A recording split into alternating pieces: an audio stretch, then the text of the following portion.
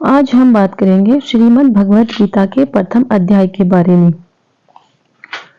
धृतराष्ट्र बोले, हे संजय, धर्म भूमि कुरुक्षेत्र में इकट्ठे हुए युद्ध की इच्छा वाले मेरे और पांडु के पुत्रों ने क्या किया? इस पर संजय बोले, उस समय राजा दुर्योधन ने व्यूह रचना युक्त पांडवों की सेना को देखकर और द्रोणाचार्य के पास जाकर यह वचन कहा, हे आचार्य, आपके बुद्धिमान शिष्य द्रुपद पुत्र धृष्टद्युम्न द्वारा व्यूहकार खड़े हुई पांडव पुत्रों की इस बड़ी भारी सेना को देखिए। इस सेना में बड़े बड़े धनुष वाले युद्ध में भीम और अर्जुन के समान बहुत से शूरवीर हैं, जैसे सात्यकी और विराट तथा महारथी राजा द्रुपद और धृष्टकेतु चिकितान तथा बलवान काशीराज पुरोचित कुंती भोज और मनुष्यों में श्रेष्ठ शैव्य और पराक्रमी युद्धामन्यु तथा बलवान उत्मोजा सुभद्रा पुत्र अभिमन्यु और द्रौपदी के पांचों पुत्र, ये सभी महारथी हैं। हे ब्राह्मण श्रेष्ठ, हमारे पक्ष में जो जो प्रधान है उनको आप समझ लीजिए। आपके जानने के लिए मेरी सेना के जो जो सेनापति है उनको कहता हूँ। एक तो स्वयं आप और पितामह भीष्म तथा कर्ण और संग्राम विजयी कृपाचार्य तथा वैसे ही अश्वत्थामा, विकर्ण और सोमदत्त का पुत्र भूरिश्रया तथा और भी बहुत से शूरवीर अनेक प्रकार के शस्त्रास्त्रों से युक्त मेरे लिए जीवन की आशा को त्यागने के लिए सब के सब युद्ध में चतुर है। भीष्म पितामह द्वारा रक्षित हमारी वह सेना सब प्रकार से अजय है और भीम द्वारा रक्षित इन लोगों की यह सेना जीतने में सुगम है। इसलिए सब मोर्चों पर अपनी अपनी जगह स्थित रहते हुए आप लोग सबके सब ही निसंदेह भीष्म पितामह की ही सब ओर से रक्षा करें। इस प्रकार द्रोणाचार्य से कहते हुए दुर्योधन के वचनों को सुनकर कौरवों में वृद्ध बड़े प्रतापी पितामह भीष्म ने उस दुर्योधन के हृदय में हर्ष उत्पन्न करते हुए उच्च स्वर से सिंह की नाद के समान गरज कर शंख बजाया। उसके उपरांत शंख और नगारे तथा ढोल मृदंग और नरसिंह आदि से एक साथ बाजे करने लगे। उनका वह शब्द बड़ा भयंकर हुआ। उसके अनंतर सफेद घोड़ों से युक्त उत्तम रथ में बैठे हुए श्री कृष्ण महाराज और अर्जुन ने भी अलौकिक शंख बजाए। उनमें श्री कृष्ण महाराज ने पंचजन्य नामक शंख और अर्जुन ने देवदत्त नामक शंख बजाया। भयानक कर्म वाले भीमसेन ने पौड्र नामक महाशंख बजाया। कुंती पुत्र राजा युधिष्ठिर ने अनंत विजय नामक शंख और नकुल और सहदेव ने सुघोष और मणिपुष्पक नाम वाले शंख बजाए। श्रेष्ठ धनुष वाले काशीराज और महारथी शिखंडी और धृष्टद्युम्न द्वारा राजा विराट और अजय सात्यकी तथा राजा द्रुपद और द्रौपदी के पांचों पुत्र बड़ी बड़ी भुजाओं वाले सुभद्रा पुत्र अभिमन्यु, इन सब ने हे राजन अलग अलग शंख बजाए और उस भयानक शब्द ने आकाश और पृथ्वी को भी शब्दयमान करते हुए धृतराष्ट्र पुत्रों के हृदय विदीर्ण कर दिए। हे राजन, उसके उपरांत कपिध्वज अर्जुन ने खड़े हुए धृतराष्ट्र पुत्रों को देखकर उस शस्त्र चलने की तैयारी के समय धनुष उठाकर ऋषिकेश श्री कृष्ण महाराज से ये वचन कहा, मेरे रथ को दोनों सेना के बीच खड़ा करिए, जब तक मैं इन स्थित हुए युद्ध की कामनाओं वालों की अच्छी तरह से देख लूं।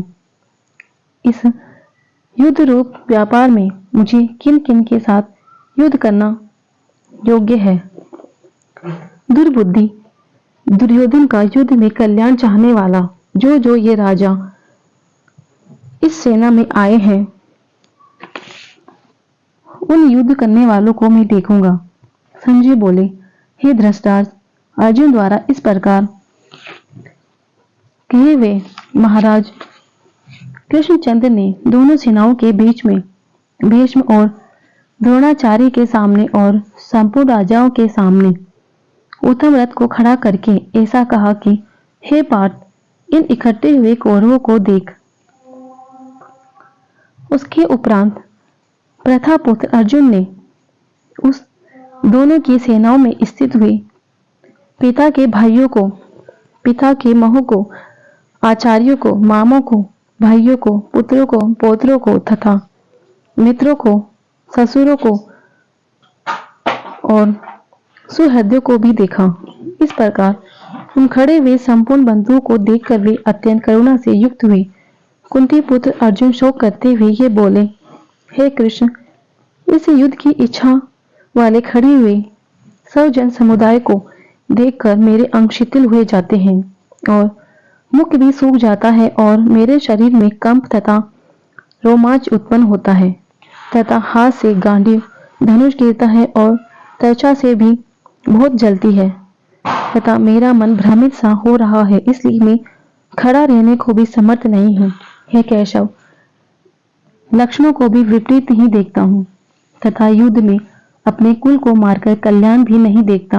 हे कृष्ण, मैं विजय नहीं चाहता और राज्य तथा सुख को भी नहीं चाहता। हे गोविंद, हमें राज्य से क्या तथा भोगों से और जीवन से भी क्या प्रयोजन, क्योंकि हमें जिनके लिए राज्य, भोग और सुख अधिक इच्छित है वे ही सब धन और जीवन की आशाओं को त्याग कर युद्ध में खड़े हैं, जो कि गुरुजन, ताऊ, चाचे, लड़के और वैसे ही दादा, मामा, ससुर, पोते, साले और भी संबंधी लोग हैं। इसलिए हे मधुसूदन, मुझे मारने पर भी अथवा 3 लोग के राज्य के लिए भी मैं इन सबको मारना नहीं चाहता। फिर पृथ्वी के लिए तो कहना ही क्या। हे जनार्दन, धसराज के पुत्रों को मारकर भी हमें क्या प्रसन्नता होगी। इन आतयातियों को मारकर हमें पाप ही लगेगा। इससे हे माधव, अपने बांधव धसराज के पुत्रों को मारने के लिए हम योग्य नहीं हैं, क्योंकि अपने कुटुंब को मारकर हम कैसे सुखी होंगे। यद्यपि लोभ से भ्रष्ट चित्त हुए लोग कुल के नाशकृत दोष को और मित्रों के साथ विरोध करने में पाप नहीं देखते, परंतु हे जनार्दन, कुल के नाश करने से होते हुए दोष को जानने वाले हम लोगों को इस पाप से हटने के लिए क्यों नहीं विचार करना चाहिए, क्योंकि कुल के नाश होने से सनातन कुल धर्म नष्ट हो जाते हैं। धर्म के नाश होने से संपूर्ण लोग को पाप भी बहुत दबा लेता है तथा हे कृष्ण, पाप के अधिक बढ़ जाने से कुल की स्त्रियां दूषित हो जाती हैं। स्त्रियों के दूषित होने पर वर्ण संकर उत्पन्न होता है और वह वर्ण संकर कुल घातियों को और कुल को नरक में ले जाने के लिए ही होता है। लोप हुई पिंड और जल की क्रिया वाले इन पितर लोग भी गिर जाते हैं और इन वर्ण संकर कारक दोषों से कुल घातियों के सनातन कुल धर्म और जाति धर्म नष्ट हो जाते हैं तथा हे जनार्दन, नष्ट हुए कुल धर्म और मनुष्यों का अनंत काल तक नरक में वास होता है, ऐसा हमने सुना है। अहो, शोक है कि हम लोग बुद्धिमान होकर भी महापाप करने के लिए तैयार हुए हैं, जो कि राज्य और सुख के लिए लोभ से अपने कुल को मारने के लिए उद्धत हुए हैं। यदि मुझ शस्त्र रहित न सामना करने वालों को शस्त्रधारी धसराज के पुत्र रण में मारे तो वह मारना भी मेरे लिए अति कल्याणकारी होगा। संजय बोले, रणभूमि में शोक से उद्विग्न मन वाले अर्जुन ने इस प्रकार कहकर बाण रहित धनुष को त्याग कर रथ के पीछे भाग में बैठ गए।